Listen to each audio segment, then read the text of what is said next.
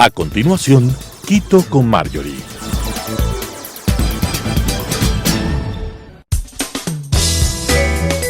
Clasificación A. Apto para todo público.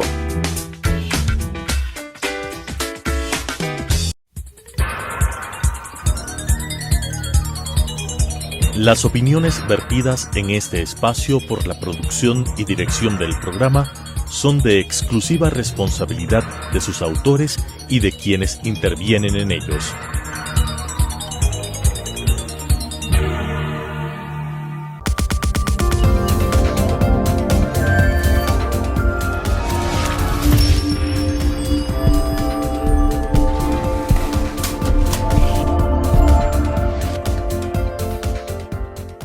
Amigas y amigos, soy Marjorie Chávez, bienvenidos. En América del Sur hemos sido testigos de unas nuevas elecciones generales. Brasil, por su importancia geopolítica y económica, llama la atención del mundo entero y en este proceso electoral, nuevamente, mismo que si bien mantiene una tendencia de hace 8 años, sus resultados iniciales evidenciarían una polarización muy interesante. Por un lado, el actual presidente Jair Bolsonaro ha alcanzado el 43.2% de los votos, mientras que el expresidente Lula da Silva el 48.4%. Y esta apretada diferencia contrasta con los resultados de la mayor parte de encuestas, mismas que situaban al líder del Partido de los Trabajadores con una ventaja de hasta 15%. Y algunos analistas se atrevieran a indicar incluso que sería necesaria la realización de una segunda vuelta. Pero una vez más, la metodología de las encuestas queda en entredicho y Brasil se prepara para la segunda vuelta electoral este 30 de octubre. Sin duda, el 8.9% de la votación distribuido entre el resto de los candidatos marcará la diferencia entre la continuidad del actual mandatario o el regreso del ex líder sindical al poder. Para hablar sobre este importante tema y esta elección, he invitado al politólogo Pablo Medina Pérez. Pablo, muchas gracias por acompañarme. Marjorie, muchísimas gracias, un placer estar aquí. Pablo es profesor de Ciencia Política de la Universidad San Francisco de Quito. Ha estudiado Ciencia Política y Relaciones Internacionales en Ecuador, Bélgica, Francia. Es experto en análisis político de diseños institucionales, legislatura, política comparada, política pública y defensa y seguridad. Muchas gracias, Pablo, por acompañarme. Gracias por la invitación, Marjorie. Y sin duda, estas elecciones en Brasil han causado sorpresa por esta pequeña diferencia entre Lula y Bolsonaro. Muchos hacen referencia a que las encuestas pierden poder explicativo sobre las tendencias electorales, ya que no estarían diseñadas de tal manera que realmente permitan prever con eficacia un resultado electoral, pero no se toma en cuenta que tras el voto hay varios factores que influyen en él o que no hay una medición adecuada del voto duro, del voto alcanzable o incluso de este voto oculto, ¿no? Y tomando en cuenta que las encuestas han fallado en algunas elecciones y desde tu experiencia, Pablo, por favor, cuéntame, ¿cuál es la mejor manera de leer una encuesta durante un proceso electoral y cómo algo determinante puede darse o solo quizás una fotografía en algún momento de las encuestas? Cuéntame, ¿cómo deberíamos realmente los ciudadanos leerlas? Marjorie, yo creo que lo primero que tenemos que decir es que en efecto las encuestas son una fotografía de ese instante, son la fotografía del instante en el que se toma la encuesta y en unas elecciones, sobre todo en unas elecciones con una diferencia más pequeña, esto puede cambiar muy rápido. De hecho, muchas veces las diferencias entre los candidatos están dentro del margen de error de las encuestas y esto siempre hay que tenerlo en cuenta. Ahora, decimos que es una pequeña diferencia la que hay entre los candidatos Bolsonaro y Lula. Sin embargo, esa pequeña diferencia, esos 5 puntos porcentuales de los que hablamos, son más o menos 6 millones de votos. Entonces, no es tan pequeña. Claro, es pequeña en relación al electorado brasileño, que más o menos está alrededor de 150 millones de personas. Pero sin duda no es pequeña en cuanto a la cantidad de votos que separan a estos dos candidatos. Ahora, llama la atención porque evidentemente las encuestas daban por ganador prácticamente a Lula da Silva en primera vuelta electoral, es decir, se asumía que él iba a tener más del 50% de los votos, con lo cual no iba a ser necesaria una segunda vuelta. Lula da Silva no alcanza esto, pero no se queda muy lejos, alcanza cerca del 48%, es decir, que estaba a 2 puntos porcentuales de en efecto ganar en primera vuelta. Esa es otra forma de verlo. Uno podría decir, Lula no ganó tanto como se esperaba, y otros podrían decir, bueno, estuvo a 2 puntos de ganar en primera vuelta. Ahora, ¿de dónde van a salir estos 6 millones de votos de los que estamos hablando? Básicamente de los dos candidatos que siguen a Lula y a Bolsonaro. Estos candidatos, Simón Tebet y Ciro Gómez, entre los dos suman más o menos 9 millones de votos. Como yo les decía, la diferencia entre estos dos candidatos es de 6 millones de votos. Lula está cerca del 50%, Lula tendría que salir a buscar algo así como unos 3 millones de votos alrededor, 2 millones, 3 millones, y estaría del otro lado. Entonces, las encuestas, insisto, si bien decepcionaron porque no hubo estos 15 puntos de diferencia que algunas vaticinaron entre Lula y Bolsonaro, pero tampoco es que no sirven para absolutamente nada. De hecho, dan una imagen del momento en el que fueron tomados, y de hecho hay algunas encuestas en Brasil que se acercan a los resultados que en realidad ocurrieron también. El sistema de partidos brasileños se ha caracterizado por una gran fragmentación. En elecciones pasadas hemos apreciado que en el Congreso han estado representados hasta 28 diferentes partidos, lo que ha provocado que los gobiernos no puedan contar con una mayoría legislativa propia, recurriendo a grandes coaliciones que demandan la asignación de recursos y espacios de poder a diferentes organizaciones políticas que eran relativamente pequeñas, pero en esta elección podemos ver que el índice de concentración electoral presidencial llega al 91.6%, siendo pues esta quizá la más alta de la historia, y entre dos candidatos que están en sus antípodas políticas. En el Congreso también los resultados le han sido favorables a Bolsonaro, quien dispondrá del 19.29% de los escaños. ¿Por qué crees, Pablo, que el resultado para presidente del Congreso fueron tan dispares entre sí? Y a su vez, ¿crees que para esta segunda vuelta el Partido de los Trabajadores quizá tenga la capacidad de tejer una alianza legislativa que promueva su candidatura? A ver, yo creo que ahí hay dos cosas que tenemos que siempre tener en cuenta. La primera es que, a ver, como les mencionaba, Lula va a tener que salir a buscar, estuve viendo el dato exacto, es 4.5 millones de votos que necesita Lula. Bolsonaro necesita 10 millones de votos. Entonces, hay probabilidades reales de que Lula sea el próximo presidente de Brasil, aunque, insisto, en elecciones y política todo puede pasar. Puede que Bolsonaro le dé la vuelta, es posible. No está cantada la victoria.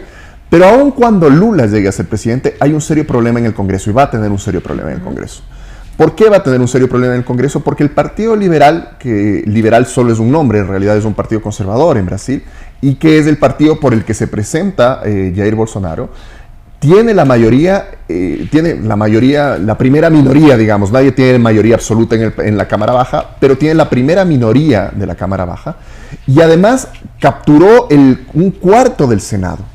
¿Esto por qué es importante? Primero, porque tenemos que recordar que en Brasil existen, desde el último periodo democrático, 2 juicios políticos que llevaron a la destitución de presidentes, el caso de Dilma Rousseff y el caso de Fernando Collor de Mello.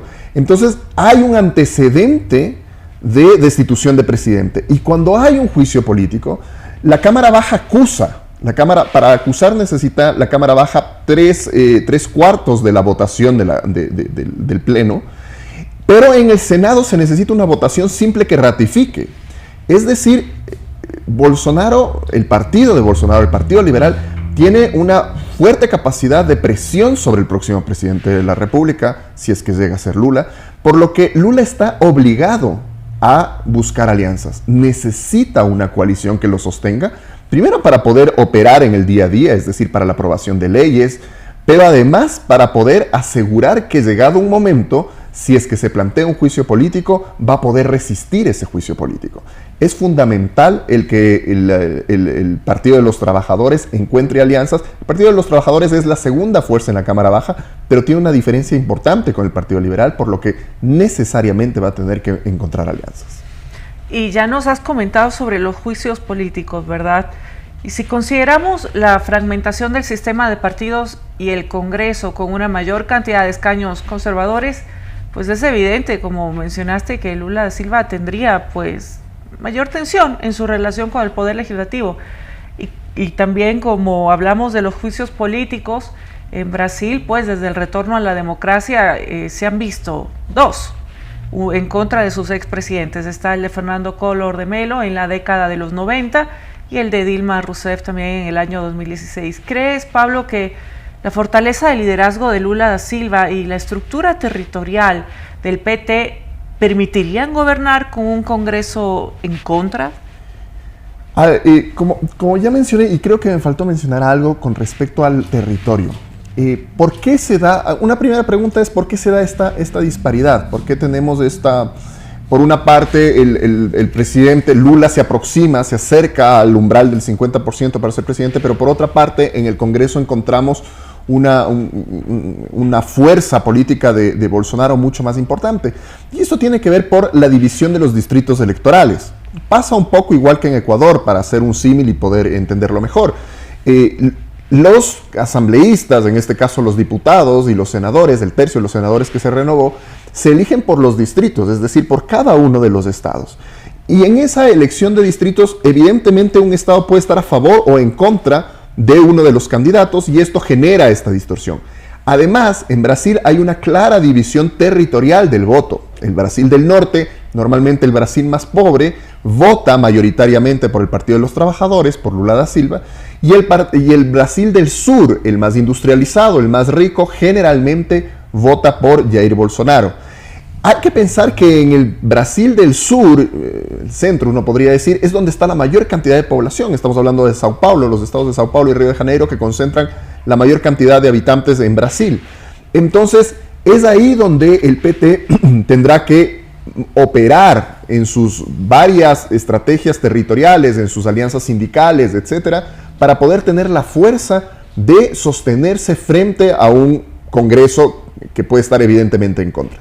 Esto no quiere decir que todo Sao Paulo está a favor de Jair Bolsonaro, simplemente quiere decir que la división en Sao Paulo, por la cantidad de votantes y por la cantidad de gente, es tremendamente importante. Si bien Sao Paulo en este momento se está inclinando por Jair Bolsonaro, al mismo tiempo, en términos de gobernador, se está inclinando por una centroizquierda. Entonces habrá que ver la evolución en el territorio. Yo creo que el Partido de los Trabajadores históricamente tiene un profundo arraigo con las organizaciones sindicales que le podría ayudar a tener esta contraparte de la población, es decir, del favor popular, que le permita resistir un condicionamiento del Parlamento. Y de cara a la segunda vuelta electoral, Pablo, ambos candidatos van a comenzar a definir sus estrategias para sumar estos apoyos, ¿verdad? De quienes han quedado también relegados en la elección del pasado domingo. Y en el caso de Lula, su interés pues se centrará en acercarse hacia el centro del espectro político.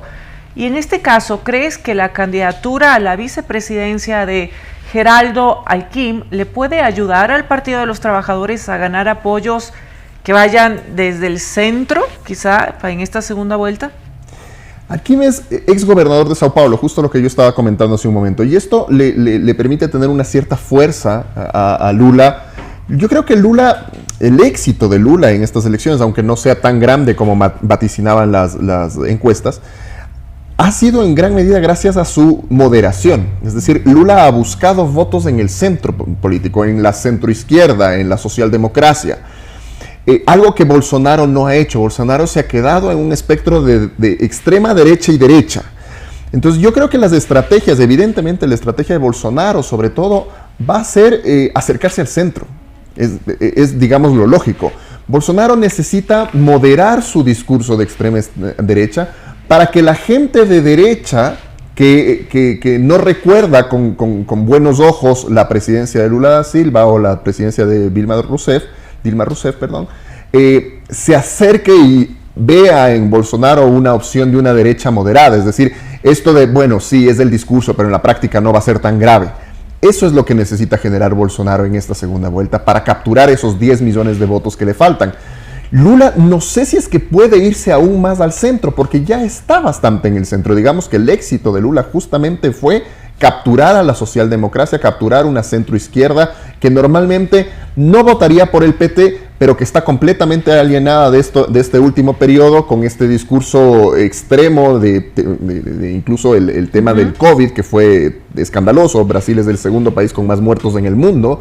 Entonces, yo creo que Bolsonaro necesita convertirse en una alternativa para la centro derecha moderada. Sí, y si hablamos un poquito más de Bolsonaro, uno de sus principales bastiones quizá es el voto religioso, específicamente el evangélico. Y este ha sido gravitante en las últimas 3 elecciones para el país, y para esta segunda vuelta, pues quizás se trata de capitalizar el mensaje conservador, tanto de la candidatura presidencial como del exministros conservadores o ciertas gobernaciones en diferentes estados del país. ¿Este espacio crees tú que le será suficiente a Bolsonaro para realmente ganar esta segunda vuelta, o intentar ganar, digamos, la segunda vuelta, o partiendo de estas premisas del comportamiento electoral, lo adecuado para el primer mandatario será apelar al clivaje centro-periferia?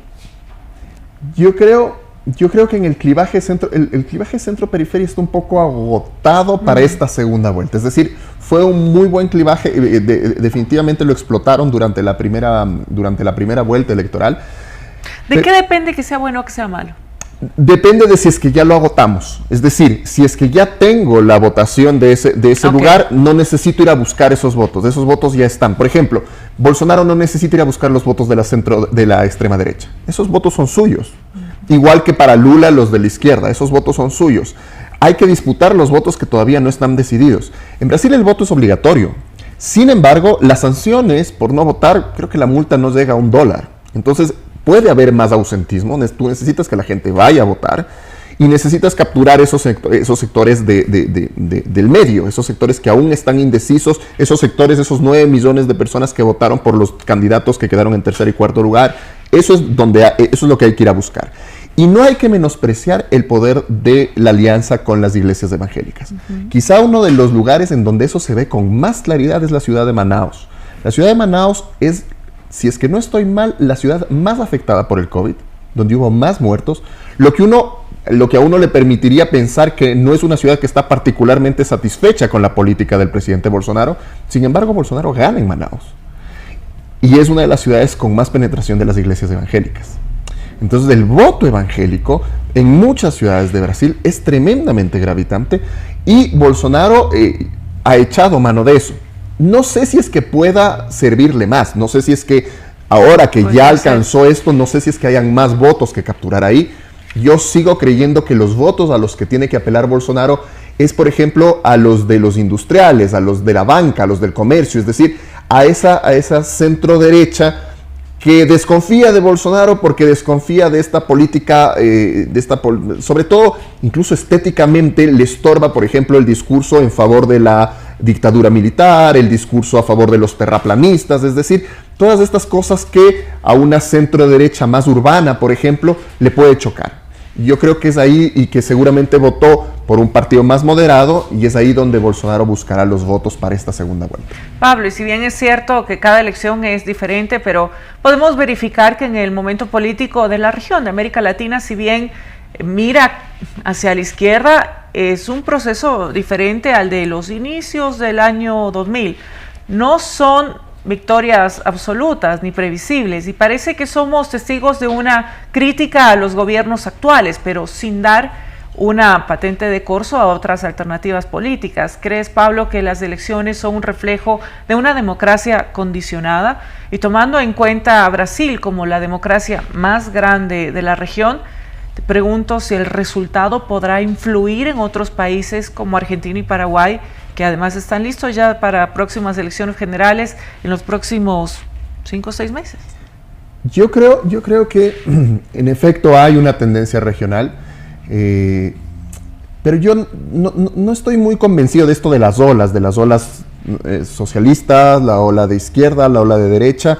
En efecto, a veces ocurre, pero no son las mismas izquierdas. Es decir, comparar a Lula da Silva con Petro o con Boric en Chile, Sí, son discursos de izquierda que tienen una noción de que el Estado tiene que participar en la economía y que tiene que tener un rol más importante del que un candidato de derecha plantearía, pero las estrategias y formas son completamente distintas.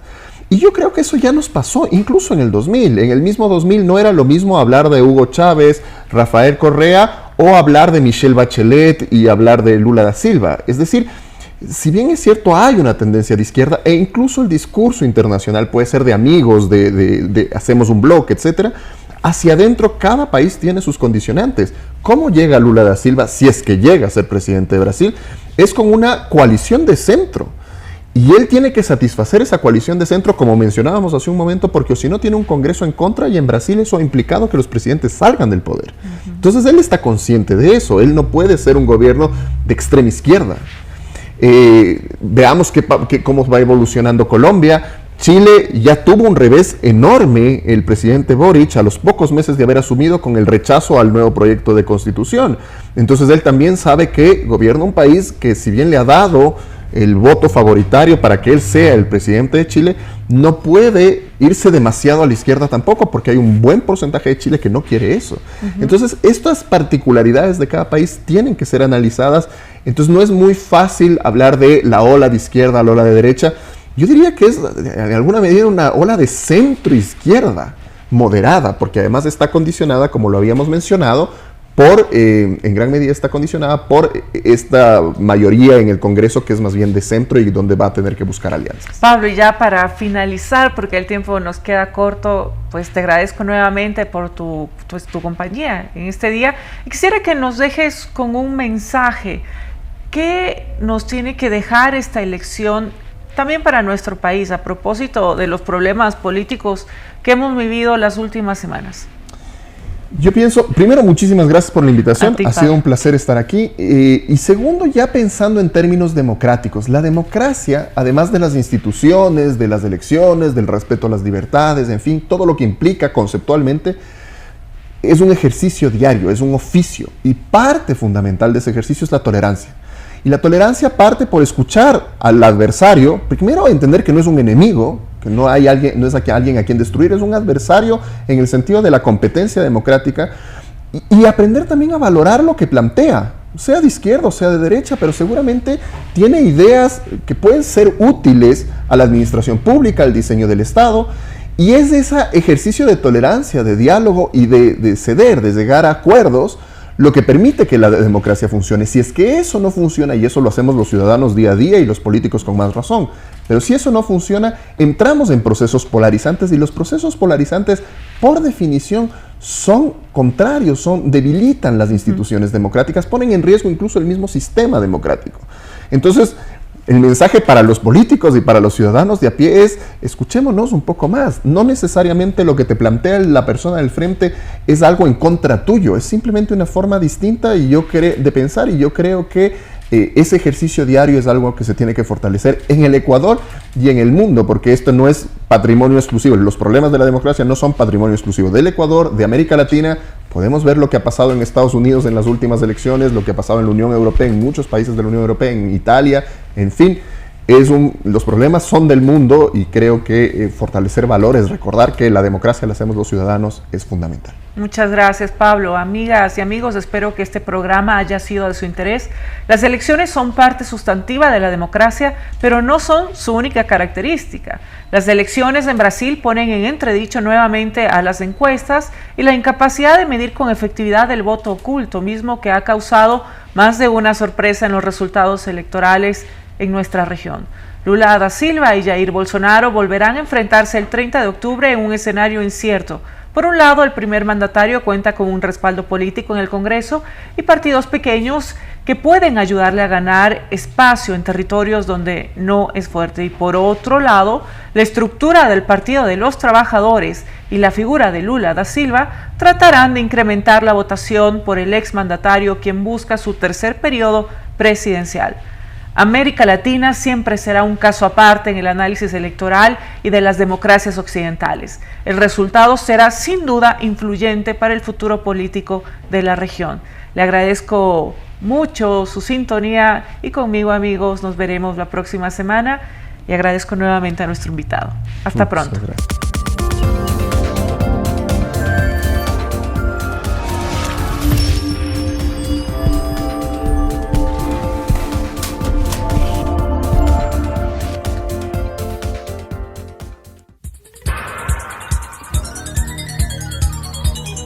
Las opiniones vertidas en este espacio por la producción y dirección del programa son de exclusiva responsabilidad de sus autores y de quienes intervienen en ellos.